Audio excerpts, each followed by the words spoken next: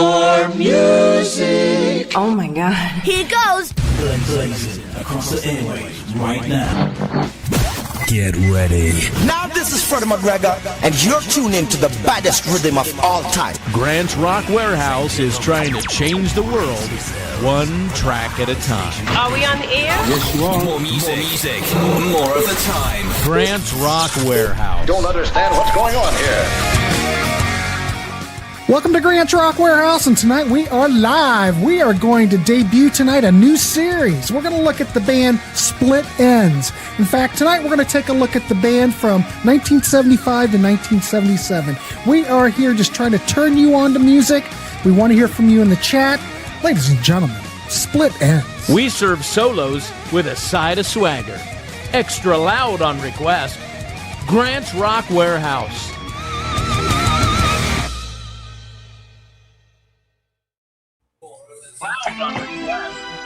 Ooh, we've got balloons.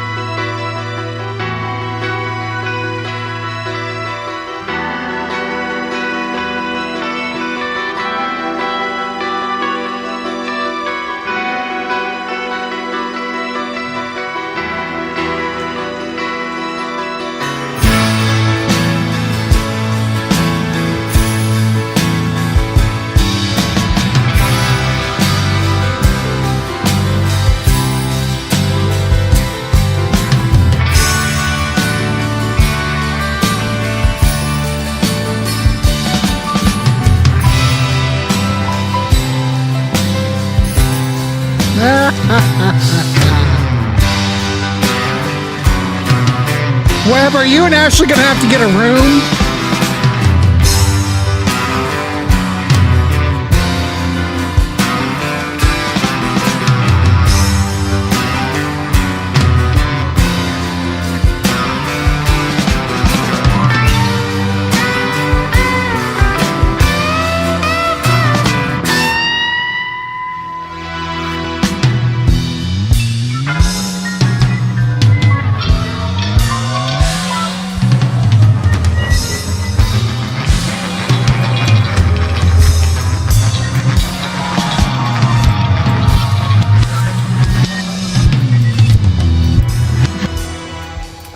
Stranger than fiction, larger than life. It's weird. Full of shades and echoes.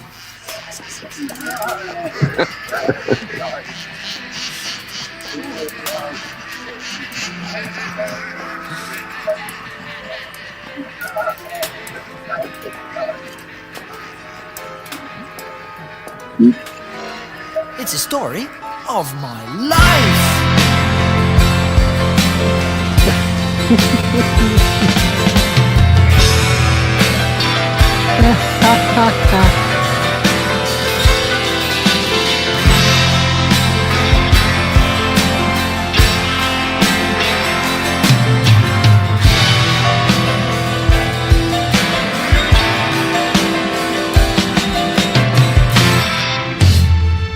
Damn it, I need some fog. Some of these early songs are definitely remnants of the prog era. Oh, yes. I can't do this without some fog. Not easy to follow, folks. Not easy to follow. No, it's not.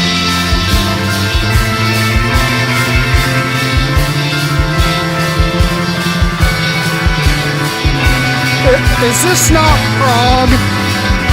Oh, yeah. Where's Rand? Where's Rand? Just like a picture book, Daddy's gone away, leaving Mommy in her room with another one on the way. At nights I've heard her screaming through the colored walls.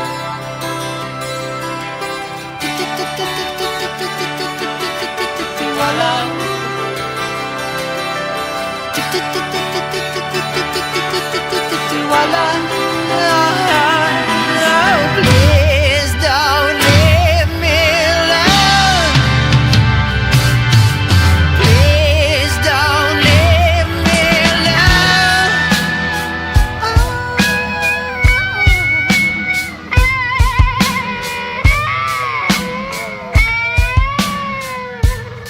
This is so weird. I love it.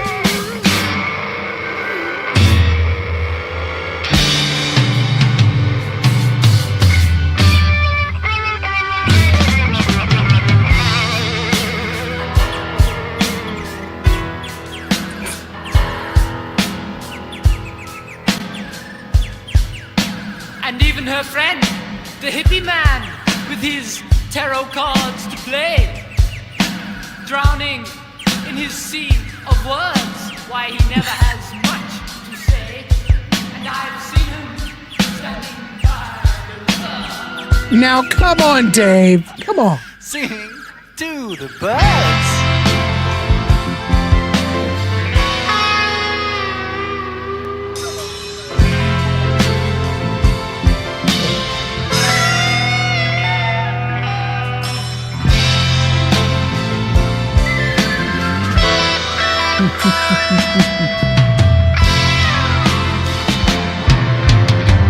Just like the mystic says, be careful of what you say.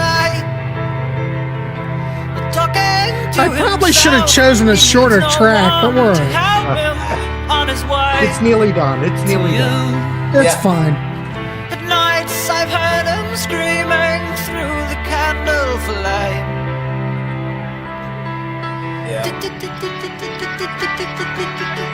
That's very creepy.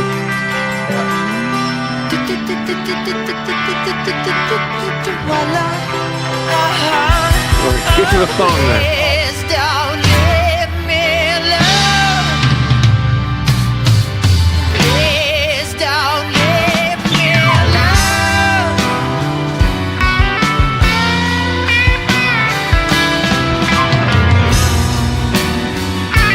I'm sorry, DC.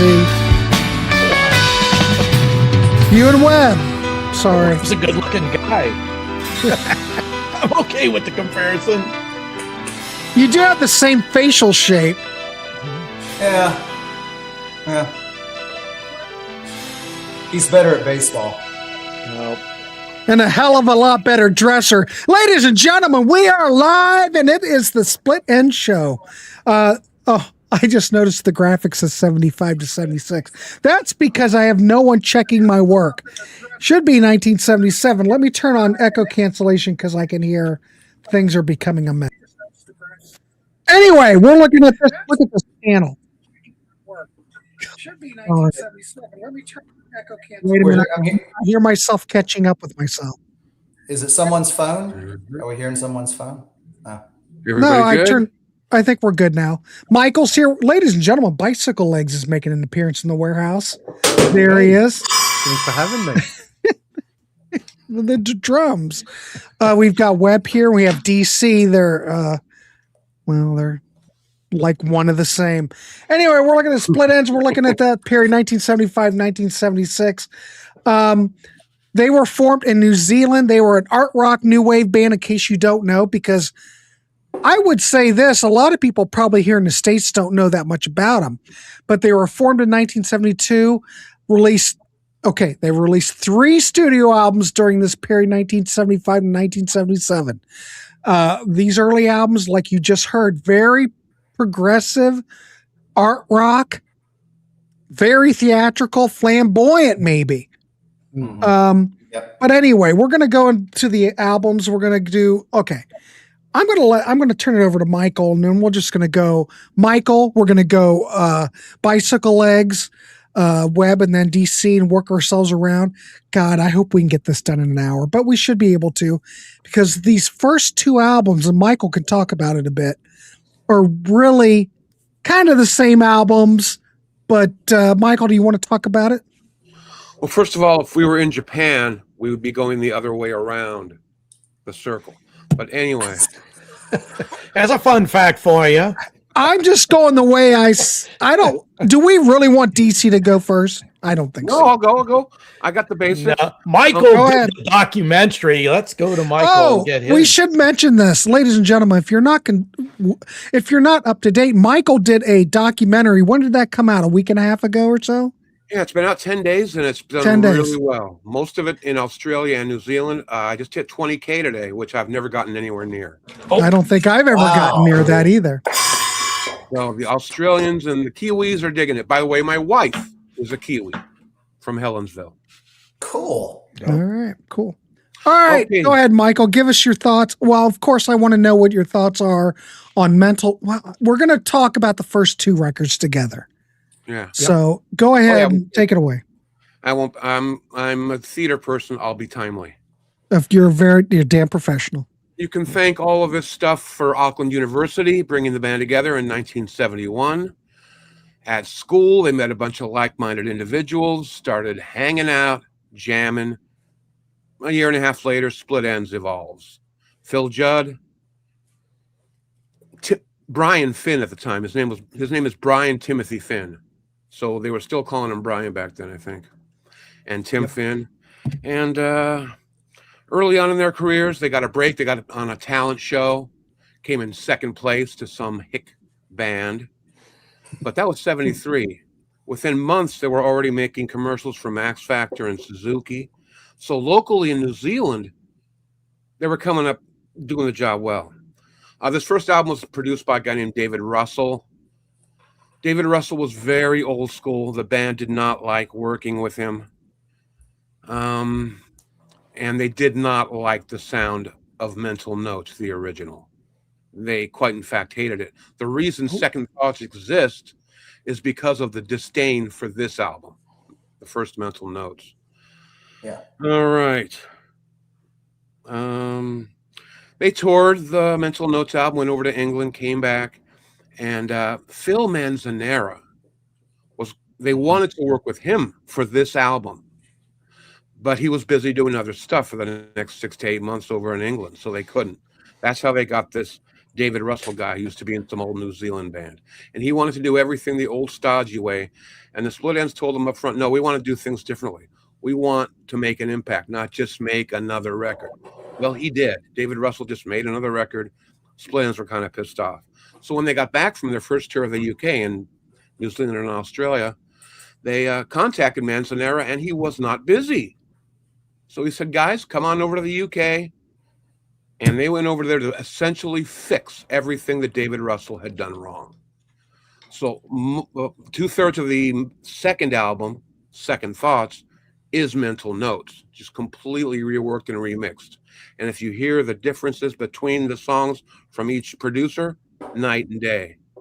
Manzanera's stuff is more flavorful, it's brighter, it's shinier, it's just a big improvement. Second Thoughts also will include 4 older songs they had lying around to make it a bit different for their audience, which was New Zealand and Australia. So you get a few early singles, their first 2 singles, and a couple of other songs tacked on. And that was it. Second Thoughts, they made that. Oh, I'll just get rid of the Mental Notes thing.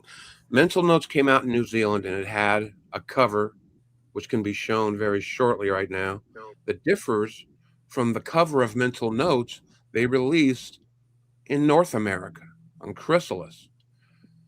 But they called both albums Mental Notes. So there's a Mental Notes. I think Legs. You got that? Yeah, Then yeah. in the UK, Hold on, Legs will throw it up there. Here, let's make Legs big. Go ahead. That's the There you original go. Mental Notes. Cover, of Mental Notes or what That's- song we just heard. That's the version. That's the one that I've New got. one. Yeah, that's the new one. That's the North American Mental Notes. The first one is more bluish. And Yeah, the track it's, listings this are is quite a the bit original different. cover Essentially, here. Phil Manzanera came in and tried to fix what Russell fucked up. That's all. Go they ahead, throw wanted that to up do. there, Legs. That's the original. Mm-hmm. And there's varying, if you look at it, I don't care that much about it, but there's varying colors in the hues of each release, the blues and the cracks as time goes on. So if you had enough Mental Notes in front of you, you could do a little Where's Waldo with it, probably. Probably. There are differences on the cover too.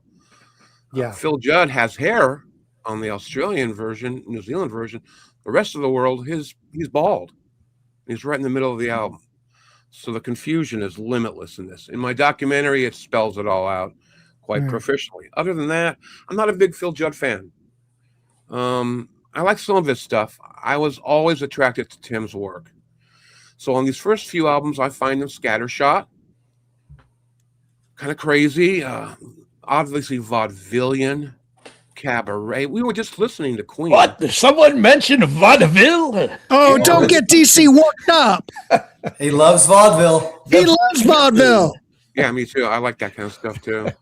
And yeah, I mean, that's what's there. Obviously, everybody else is going to talk about it. But as for that, I just wanted to give you some of the backstory before the guys talk about the records themselves. All right, cool. Let's just sort our bicycle legs. Bicycle legs. What's your thoughts on these first two records? Well, I mean, I disagree a little bit in as much as I've always liked the first Mental Notes a lot better than I like Second Thoughts. I'll just quickly show off a couple of little things. I've got 3 copies of Mental Notes on vinyl here. This is the original New Zealand version on White Cloud Records. This is the original Australian version on Mushroom Records. And this is a repress of the New Zealand record, and it is on Interfusion Records. Interfusion. So all different labels. And then, of course, I've got my signed CD. God, if I could only get it up there. There you go. Signed by all the band members who played on the first record. And the first record, the sound is muddier than it is on Second Thoughts, no doubt about that. But I think the performances and the songs are better. I love having Wally Wilkinson, the lead guitarist in the band, and I think I miss him on Second Thoughts. But yeah, I mean, these are great records. And like the very first video I ever did over on Bicycle Legs Talks Music, like nearly 5 years ago, Grant, if you can believe that. I can't believe it, but I'll believe it. Was a Split Enz studio albums ranked. And the ranking holds up as far as I'm concerned, but geez, my video making skills have gotten better since then. But it still holds up though. And Mental Notes is one of my 3 favorites. We're going to be talking about one of my other favorites when we get to the third record here. So and then you picked Stranger Than Fiction. Yeah, it's a long song, but it's one of the very, very, very best songs on Mental Notes. It's so good. So that was an inspired choice, if I may say so. Thank you. There's a strangeness about Mental Notes that you really don't get on any of the other records, not even on Second Thoughts to a certain extent, and I love that about it. Some of the older tracks that they picked to put on Second Thoughts, things like 129, or it's called Matinee Idol here, and Lovey Dovey, they're a little bit more straightforward than some of the songs on Mental Notes. And, when we get a little later into the series, we might talk about the beginning of the Ends, which has those really, really early singles in it. And that's a fascinating record too. So, and then, that's Second Thoughts. And we saw the cover for, there it is. And we saw the cover for the Overseas Mental Notes, which is Second Thoughts. So Overseas never got the original Mental Notes. Only Australia and New Zealand got that. So that's rather interesting, I think. So absolutely love this record. And I mean, I love all the Split Enz. I actually got to see them in concert in May. So because they're doing a reunion tour at the moment, or they were doing a reunion tour here in Australia and New Zealand. So I'm just curious, Legs, how would you rate the first? They're both the same record, but how would you? What would you rate Second Thoughts and Mental Notes, if individually. Mental Notes is one of my top 3 favorite Split Enz records. Okay. It's a damn near 10 out of 10 record for me. Second Thoughts, probably about a 7 out of 10. I'm not a big fan of the rehashes of stuff from Mental Notes, even though they're more bright and better produced. I think I like the performances on Mental Notes better. So, okay. That'd be my ranking. Second Thoughts, I think when I did my original ranking was probably at the bottom. So, all right, fantastic. Ladies and gentlemen, I just want to say we're just trying to turn you on to stuff. We have 50 people watching. Yeah. If you could do me a favor, leave a like. Please subscribe if you can. But we're just trying to talk Split Enz, and we're just trying to turn you on to stuff because a lot of people know much, probably that more, I Got You period, the late 70s, early 80s period. And probably a lot of people in the States don't talk so much about these earlier records. So anyway, we're just trying to turn you on to stuff. So please leave a like if you can. All right, let's throw it over to Webb. Webb, what's your thoughts on these first 2 records, which I'm combining all into one? Well, my introduction to Split Enz was MTV with One Step Ahead, One Step Ahead, and what's the big hit? I forgot the name of the big hit. I Got You. Yeah, I Got You, sorry. And I saw that and I said, this band is, what a cool sound. And it was different. And I was like 13 years old when I heard this stuff. And it was alluring and I liked it, but that's all I heard. 20 years ago, maybe with iTunes, I discovered Mental Notes.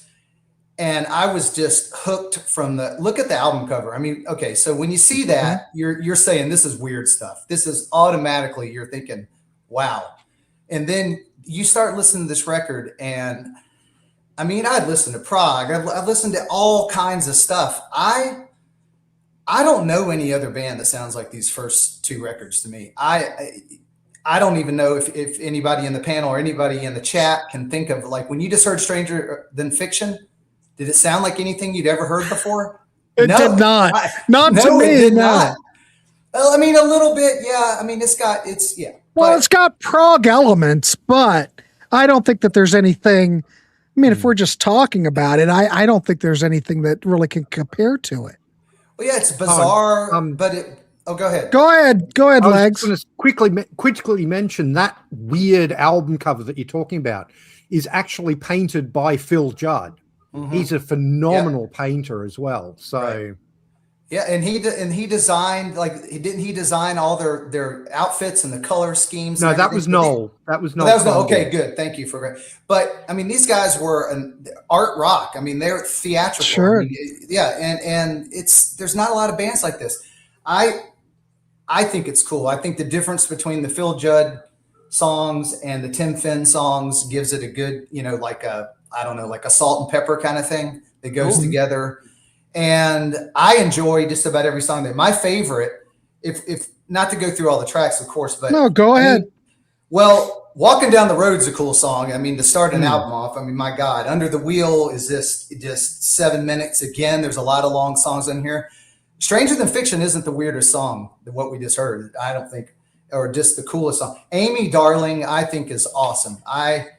If you want to listen to a little bit more straight song, Amy Darling is cool. And then, of course, you definitely have Maybe sounds like the piano line sounds like the Beatles a little bit. Sounds like Maybe is a real, like a 3.5 minute, about as pop as they get, I think. I know they made a video to it, or they were on a show, and you can see it on YouTube. Yeah, go on YouTube and just Google any of their videos and send it to a friend, and they'll be like, whoa. I mean, I've done that. I've sent Split Enz stuff to my friends from this era, and they're like, what in the hell is that? I mean, seriously, because it's an acquired taste. It's an acquired taste. And I've liked the debut since, and I'm going to agree with Legs. And I know Pop was talking about the difference in the sounds, but I like the drum sound on Mental Notes. I think it's got a little bit thicker sound. I don't know. I like what we just heard. I don't have a problem with it either. So no, and I know that they redid 4 or 5 songs, and I listened to both, and there's differences, but I kind of agree with Legs that I think that the performances were a little bit better. I think the first time around, maybe they were fresher. I don't know. Maybe they were trying a little bit harder to improve everything on the second one. But with all that said, I'm just telling you, just for a lot of people on the chat probably don't know this record. Just give it a try. It's not going to get you on the first listen. Maybe 2 songs will, like maybe. I keep saying maybe. That might get you on the first listen. There's a couple more on there that might, but it's an acquired taste. I love it. I listen. I go back to Split Enz all the time. These few records, and I would give Middle Notes a 9, and I would give Second Thoughts with the remixes. I'll give it an 8.5 because there's not much difference. But right, I'll still go back to Mental Notes and just do yourself a favor, chat, and listen to this stuff. If you just want to listen to some bizarre, crazy, Kiwi theatrical rock weirdness.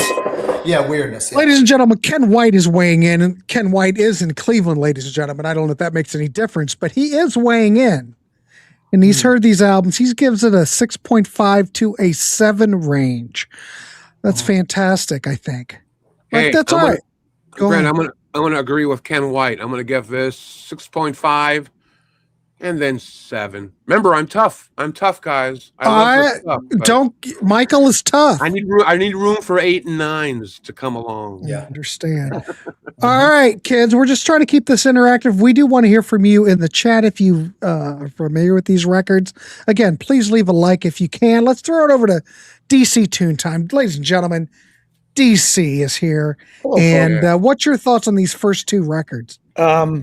I am a complete virgin to this early version of the band. So I we like a fresh approach. Yeah. Well, from a fresh approach from an old man.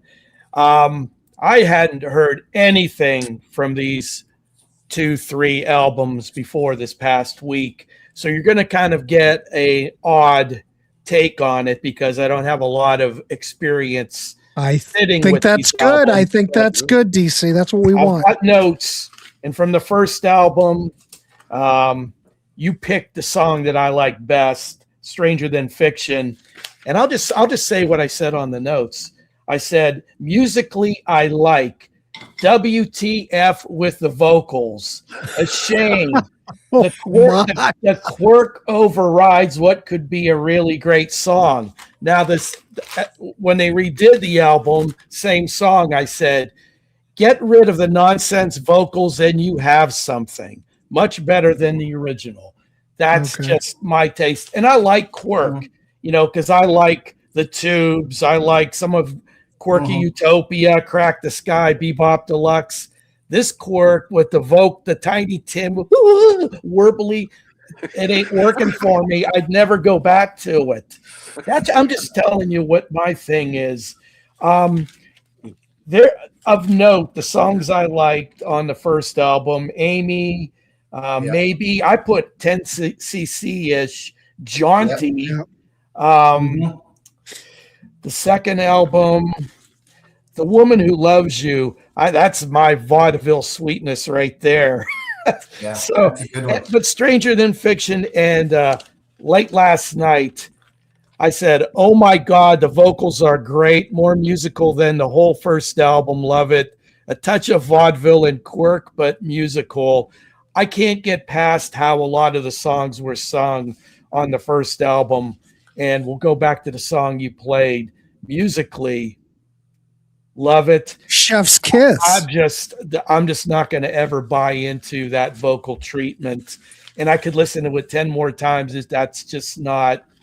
I've got thousands of songs I love. I'm just not going to go at my advanced stage. I'm not going to go back to that and listen until I get time's running out for DC. I will say, Phil Judd, hats off to you, sir. You are a fine illustrator, and I think what you've captured with the album art, it perfectly encapsulates what you're going to experience with listening to it. But hats off to him, man. That's a fine illustration right there.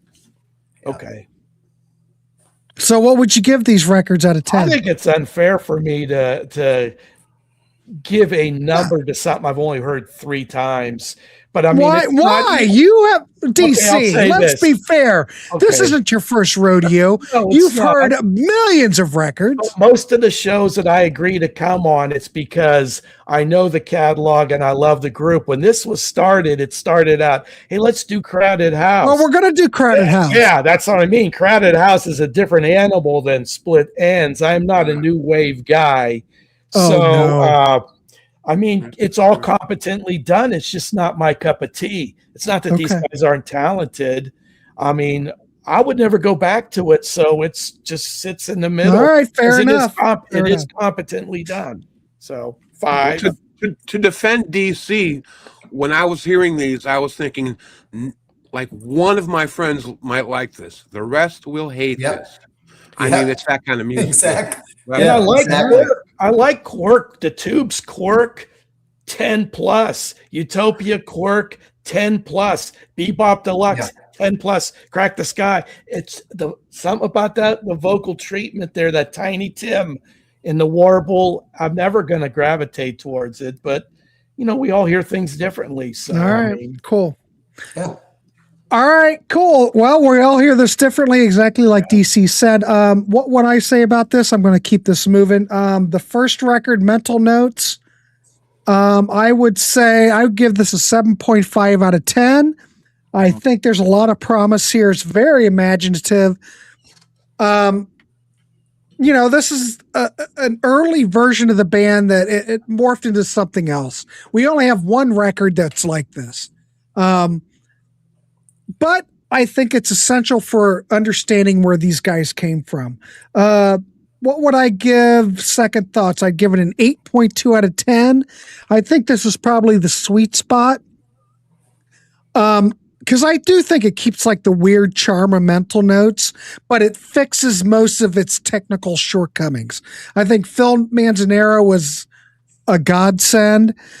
I mean, a lot of these bands or artists, it's just odd that you would put out a record and have 5 tracks that were redos. It just seems odd. Did they not have enough material? I don't know. I find it's odd, but that's okay. I don't think it's a bad record. I think it satisfied something within the band, because if you recorded an album, if they didn't like you just don't feel like it was done justice, then you are satisfied as an artist if you can kind of reconstruct it into it the way you saw it. But I was just curious, of the 5 of us, I think Legs is the only one that likes the first version of a lot of these tunes. Webb, you do too? I do too, for some reason. I don't know why. I just do. Yeah. Good enough. Just curious. That's all right. All right, cool. We're going to jump to, I'm not going to play the next track. I'm looking at time. I wanted to give an half an hour per record. The next album we're going to take a look at is Dizrythmia. I can't even pronounce that. Dizrythmia. Words are hard sometimes, especially in the Warehouse. It's jet lag. Is that what jet lag is? Yeah, it's another term for jet lag too. All right, we're gonna play the track "My Mistake." Is it a lot different? I don't know. We'll see. Let's play it, and then we will circle back around with the panel. Please like, subscribe if you have not. We're all just trying to keep it real. Damn it, in the feel. So here we go.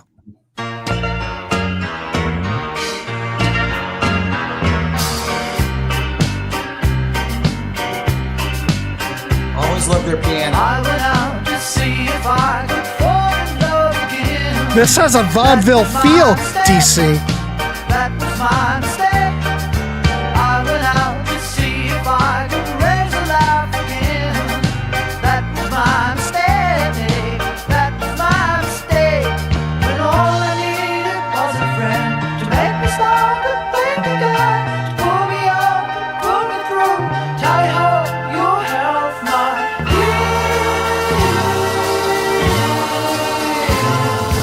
I went out to see if I could live forgotten days. That was my mistake. That was my mistake.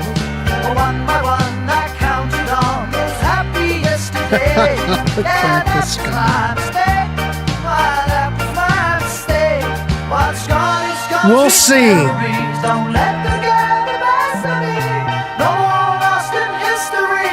No more lust for love. All I needed was a friend to make me stop and think again. The call to arms is loud and clear. Tally ho, your health, my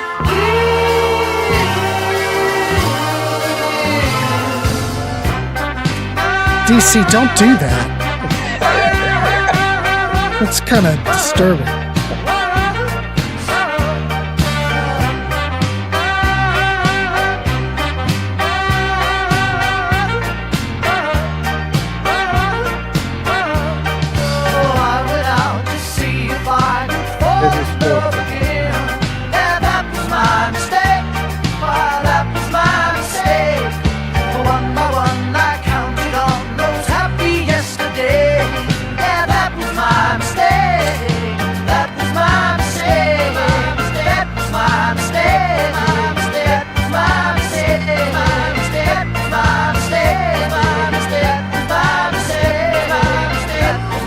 This is a lot more pop.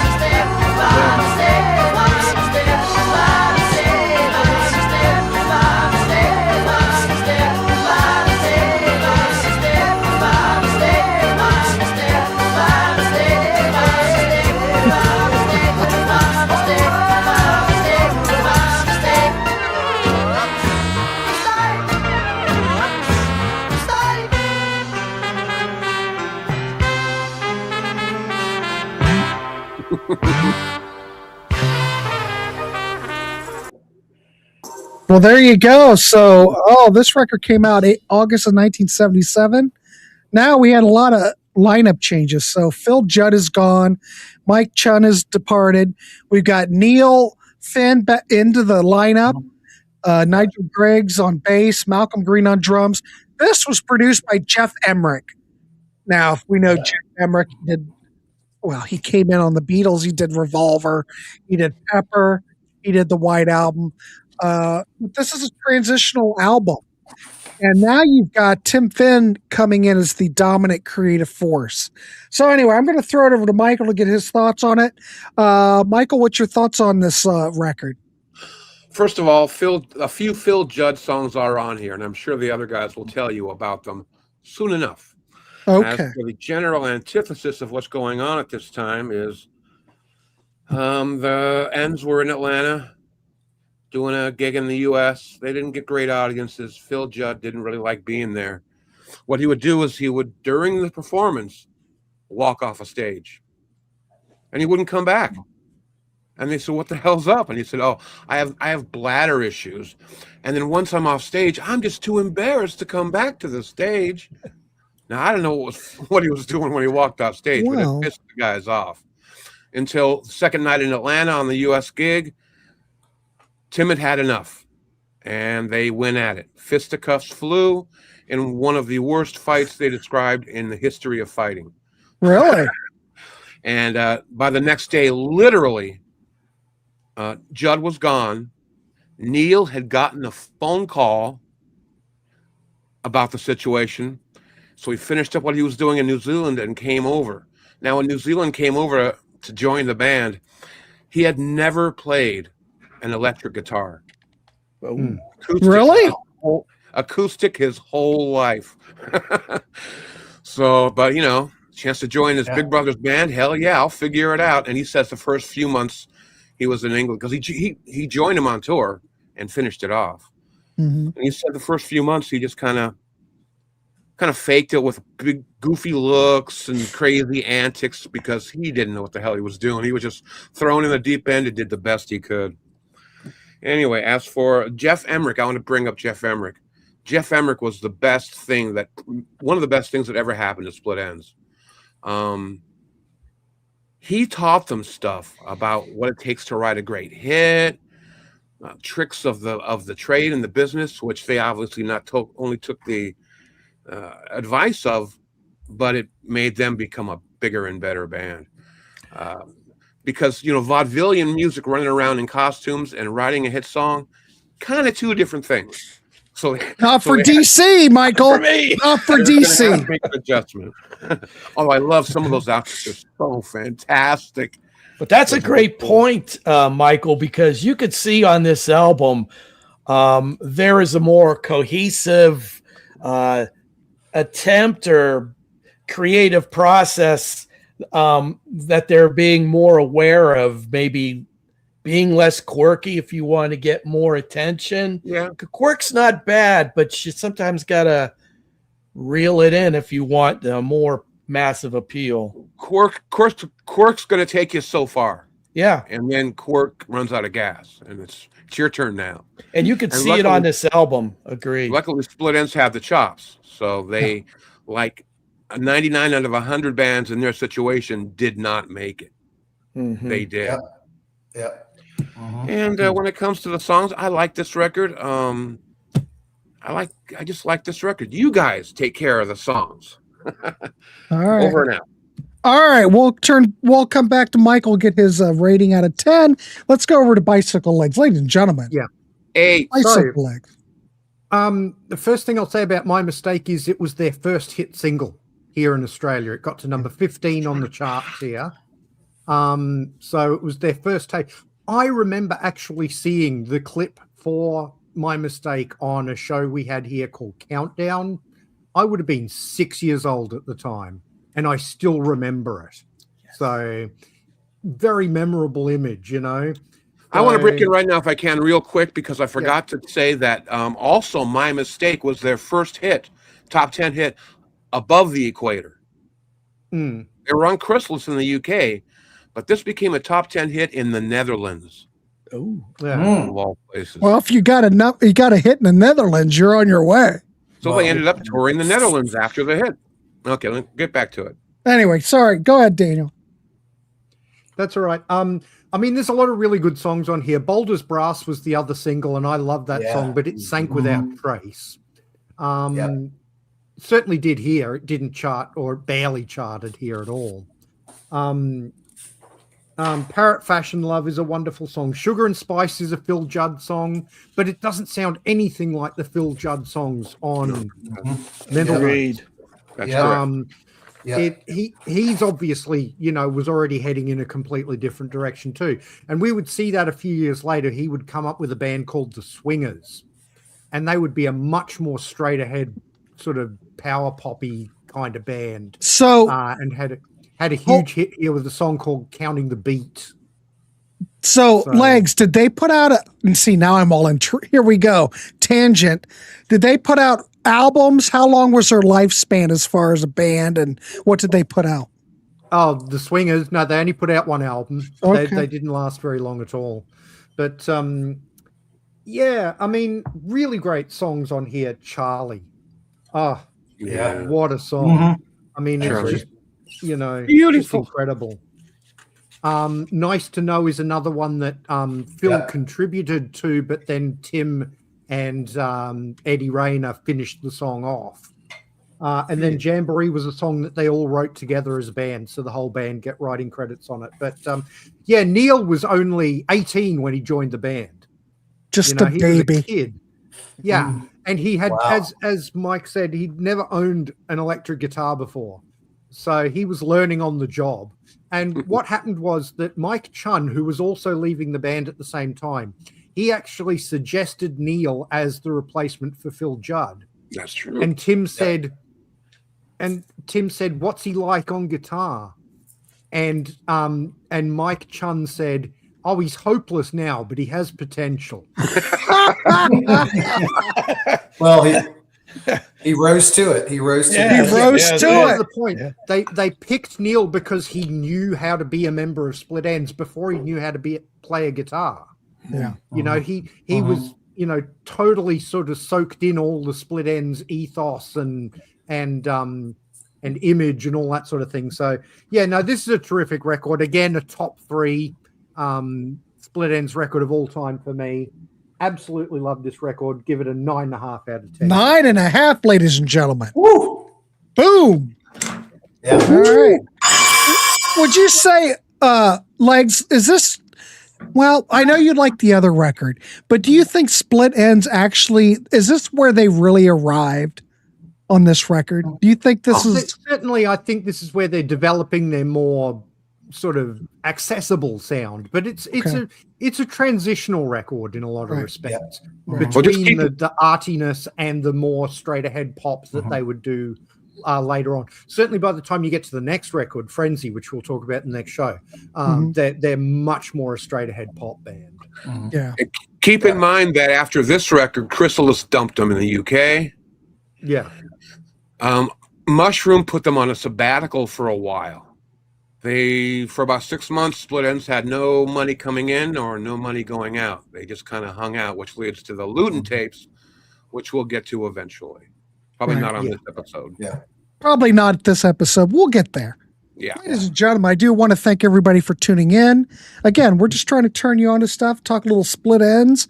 You might not know this catalog, but that's what the Warehouse is about. We'll do this, and then we'll do the banana splits. So, All right, Webb. Okay. What's Well, your thoughts on this? This is like the other guys have said. This is a transitional record. It's a good mix of where they're headed and where they were, right? So, and now that they've got Neil, he's going to. You'll see as we go through the series, Neil will start taking a little bit more control of the band, and you'll end up, with True Colors in a few years after this. So, I like this. I go on YouTube again and look up Crosswords. Crosswords is a cool, weird song. It's only 3.5. It's a short song, kind of like Bold as Brass, short, to the point, but still odd. And it still has that Split Enz vibe that is just so unique. And they still look crazy. They still have the look. They still have the quirkiness, as DC said, and they still have they don't take themselves seriously, but yet they're serious about what they're doing, right? And they're very good players, like we've said, and they're very good songwriters. I love Sugar and Spice. I think that's a cool song. It's kind of it wasn't West Coast Dave. There was somebody asking about where's the guitar. It's Christian on the chat. Christian. There's guitar on this record. It's just maybe on my mistake there wasn't really much, but there's some more a little bit straight ahead songs. Sugar and Spice. I think Crosswords is a cool short song that some people might latch onto. Charlie's beautiful. Nice to Know starts out with a cool. It's in 6/8 time, and it has a really cool drum beat to start it. And it's got a kind of straight ahead vibe to it. And then Jamboree is just the Jamboree, and it's kind of like encapsulates all of the kind of where they're headed and a nod to where they were in the first two records. Yep. And it is about 6.5, 7 minutes. And it is just cool.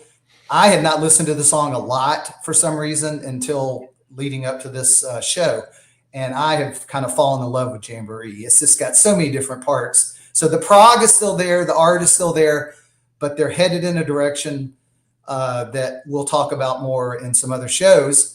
And I will give this I'm usually really tough, Pop, and I gave a 9.5 on that other one, but I'll give this a 8. I'll give it an 8. 8 out of 10. And go out there and listen to it. The people that don't know it, go listen to it. Easy buds. Come on. Wait, I heard you can cure Split Enz with good conditioner. Hit the drum. God, always trying to. That's a zinger. What a zinger. Easy could get in a nice state of mind. And this. Well, it depends on what he's doing. Right. Well, it'll hit him. It should hit him in his sweet spot. It should. It should. Enhances mellow. Thank you, Webb. Fantastic work. DC Tune Time. What's your thoughts? My thoughts is this band, for my tastes, is now moving in the right direction. Like I said, I like Quirk, but the Quirk that they were trying to sell me, even though I didn't know about them back then, I'm never going to buy. But with this album here, you could still see they were staying true to themselves, but yet pushing a sound that would get them hopefully more attention. The song Sugar and Spice is a highlight for me on this album, along with Charlie and along with Nice to Know. Those would be my 3 picks to click here. I do like this album. much better than what came before. Like I said, unfairly to give this a grade because I've only heard it 2.5 times maybe, but I would give this album a 7 because I think I can feel that if I listen to this album more, that it would resonate with me more. Whereas that first two, that the vocals I'm never going to warm up to that.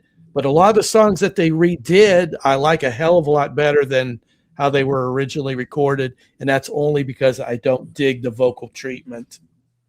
But Webb mentioned the last song in the album, the Jamboree, and I do like the way that song the transitions from kind of piano balladry to more rockin' approach. It's like that works. So yeah. I'm part Italian, that's why the hands are always moving. Oh, is that it? That's it. Oh shit, I thought it was something else. Half Irish, half Italian. Yeah. All right, cool. Okay. Let me say one. Go can I ahead, say Webb. one thing. Well, Yeah. I just think that I read this in a analysis of Split Enz, and more of the Phil Judd stuff, but still in general, they have this is quote, engaging creepiness sometimes. It's kind of, especially think about those two words put together, engaging creepiness. Yes. That's more the Phil Judd stuff, more the first two records, I think. But it's kind of weird. It's odd, but it's alluring to me. It drew me in. And so I think it'll do that to people that, especially this album, I think, like DC was saying. You mentioned engaging creepiness, kind of reminds me of a lot of people that come on this show. Well, it's actually that's a pretty cool name for a band, isn't it? Engaging. No, it seems kind of I think wordy. it would be offsetting creepiness, but Yeah, your mileage may offset. vary. Everybody's going to get hit with it in a different way. All right, cool. Michael, let's throw it back to you. What would you give this record out of 10? First off, Ken, the reason I think Chrysalis got tired of them is because they weren't selling records and making money. That was it. That's not it. These were making There you go. cash. And on this one, 7.75. All my 8s are coming. All my 8s are coming, guys. So you think that they progressively got better the more commercial they got? You like that sound? Yeah. Early in Tim's career, let's face it, he was peacocking. He would peacock. That's what we say about Webb. Page and just anything goes. And once that wore on him, I think it settled the whole band kind of. Gotcha. Which progressively led to a record, I think, like this, where we can't keep pushing. We've got to try to, like the Jeff Emmerich connection. We got to try to write some hit singles here occasionally, eventually. And they eventually would. Oh, Man, well, fantastic stuff. Too. Also, they met David Tickle just after this record came out in England. They went into Ringo's studio and they recorded a song that would not be on the next record, but got them back on Mushroom. A little song called "I See Red." Oh, yeah, fantastic! I See Red was a ballad Tim had written. One day they're in the studio. Jimmy Piercy from Sham 69 comes in with his gang and starts effing around. So Tickle's got some extra time. He starts looking over this song called "I See Red." Once Piercy leaves, the guys start speeding it up, and boom, it was a hit. Mushroom started paying attention again and gave them the opportunity to make the next record, Frenzy, which will be coming up. And it was Eddie Rayner who really pushed I See Red's release on Mushroom. So props to him. It's nice to know West Coast Dave is still with it. Ken's weighing in. He says he agrees with Michael. A 7.5 is fair. All right. I'm good with that. What's my thoughts on this record? Where's my notes, kids? All right. What did I think about this? I like where first of all, where the band is going. I think the addition of Neil is, well, exactly what they needed. I know that maybe there's not as much Neil on here, but Neil would really present himself on some records down the road. So I think this is a good evolution in the sound. I think they're almost there where they need to be. It's not as distinctive as Second Thoughts, but this record's a lot more accessible, and I think it points to the right direction. Now, some people, let's say Randall was here, he'd probably like the earlier material better. It's a lot more proggy. Your mileage may vary. I'm kind of in the camp where I kind of like the more I like the quirk, but I like the band a little bit more commercial in the quirk aspect. So I think I would give this, I think I would give this record an 8 out of 10. I think they're right on track. I think there's a lot of great tracks on here, good songwriting, and it's just not as, it's a little bit more accessible, and I'm down with that. DC's down with it. Damn it, I'm down with it. And I think all our experiences are different here because Legs lived it. Legs he lived it. You were kind of immersed in this band, was more in your part of the world. You were exposed to it. You took it all in at a certain age. And so it resonates with you differently than, like I said, an oldster like myself, hearing it 50 years after it came out. No doubt. To make an assessment. But the thing is, I like having a panel where maybe, DC, you're not that familiar with it. We throw it in your lap. You give your assessment, but then we have Legs, who is familiar with this over years, and Michael. But I like to get a different perspective over the panel. If we all heard this record and we're all very familiar with it, not going to be that much fun. We need to have a lot of different. Just like our comment section. I love that some people have heard these albums. A lot of them haven't, and you get a good mix on both sides. Mr. Cotton hasn't heard Split Enz in an ages. Is that like age, or is that like an orgasm? I just think he hit the M. I'm not sure what he's talking I think about. that was just a typo. Jamboree. I don't know, but I'm reading it as organism. Nicole Sam says Jamboree, the song is a 10. Al's Wayne and MTV helped Split Enz a lot, because back in the day they played a lot of their stuff. There weren't that many videos, but Split Enz is one of those bands that they had videos, so they're going to play. I just noticed your kitty. What's the cat's name? Yeah. Oh, this is Grace. Oh, black and white. Looks a lot like the dearly departed Kirby, Dementia Cat. It makes me sad. I do have another cat upstairs that is just like yours, Legs. Yeah. It's kind of a tuxedo. Jimbo. Yeah. He never comes downstairs, though. Dementia Cat. I miss him. Yeah, I do too. Well, I know anyway, Easy Bud says, I admit I didn't give these guys a chance back in the day and know very little of their songs. I don't remember a person I knew even owning any of their albums. It's because you were busy rolling joints, Easy Buds. Well, yeah. On the second show or the third show, we'll get to some albums that people are gonna. Yeah, but we have to start out somewhere. Yeah. So anyway, we'll do the two albums. What are Frenzy, and what's the next? What's the one after that? Brain Problem. Big one. The big one. Frenzy True and Colors. Yeah. True Colors. Frenzy and True Colors. True Colors is a big record. And then how do you say the next one? Wayada? It's like Wayada. Like Wayada. Okay. Like Wayada. Wayada. I'll have to break out my laser etched records for the next one. I do have that. Cool. I've got the 45 that's laser etched. Do you have the 10-inch? I do not have the 10-inch. Now you sound like Yvonne. He has the 10-inch. Yvonne has the 10-inch.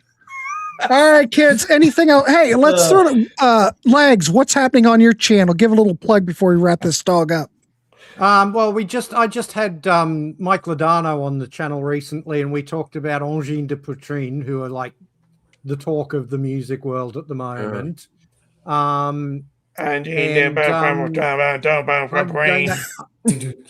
Hey, we I'm did going that to one. have I'm going to have Peter Kerr from Rock Daydream Nation coming up on the channel soon, and we are going to be defending the Rolling Stones Undercover album. Oh, there you go. No. Cool. Fantastic. So everybody, if you've not subscribed to Bicycle Legs channel, please go down below. If you go down on the site here in the warehouse, his link is down below. It's been there ever since the beginning. Give him some love and subscribe. Michael, do you want to talk about your documentary real quick before I jump over to the Contrarians? Split Enz, years go by. It's the band, 86 minutes. Lots of great footage and nostalgia in this. It's a fun watch, and the Aussies and the Kiwis love it. Join them. Yeah, Pop's got a lot of great documentaries that he's done. Me being a huge Tubes fan, I love his documentary that he did of them. Tubes. My jellyfish family tree. If you're a jellyfish fan. Yeah, the that whole too. Family tree in 1 hour. All right, kids. Well, please like, subscribe, check out these channels. Make sure you subscribe to Michael's channel. And Michael, I'll put your link down below. I'll do that after we're done. Well, after I do I've got 4 other shows. And Bicycle Legs, please subscribe to Bicycle Legs. Give him some love. Yes, Webb and I have to go over to the Contrarians. Everybody keep it clean, for God's sakes. Wrap the rascal. Thanks, guys. And buckle up. Good job, we will guys. see you on the next one. Gentlemen, I will be in touch to send out dates for our next 2 records. All right. See everybody. Keep it clean. Good night, folks.